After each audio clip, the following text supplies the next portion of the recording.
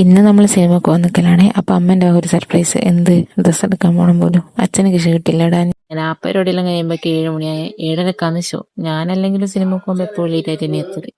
ഇന്നെങ്കിലും ഓൺ ടൈമിന് ഞാൻ സിനിമക്ക് എത്തുന്ന ഞാൻ വിചാരിച്ചത്. അങ്ങനെ മുടിഞ്ഞ കോൺഫിഡൻസും കൊണ്ട് സിനിമക്ക് പോകുമ്പോൾ ഞാൻ മനസ്സിലാക്കിയത് നമ്മൾ ഓൾറെഡി ലേറ്റായി. എന്നാലും ഷോനൊന്നും ഒരു കുറവില്ല.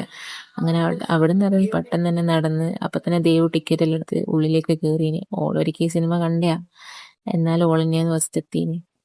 നമ്മൾ നേരെ കയറുമ്പോഴേക്ക് പടരാൻ തുടങ്ങിയിന്. പിന്നെ ഇന്റർവെല്ലിന് ഐസ്ക്രീമും പോപ്കോണും എല്ലാം വാങ്ങാം. അതിനിടയിൽ എന്തോ കൊണിയടിക്കുന്നുണ്ടേനി, എന്താന്ന് മനസ്സിലായിട്ടില്ല. ഇങ്ങനെ അത് കഴിഞ്ഞ് പിന്നെതാ സിനിമ കഴിഞ്ഞിട്ട് മുന്നോട്ടേക്ക് ഇറങ്ങാൻ പോകുമ്പോൾ പറയുന്നത് അവിടെ എക്സിറ്റ് ഇല്ല, ബാക്കോട്ടേക്ക് കിടക്കണം. അങ്ങനെ പിന്നെ തിരിച്ച് ബാക്കോട്ടേക്ക് നടന്നു.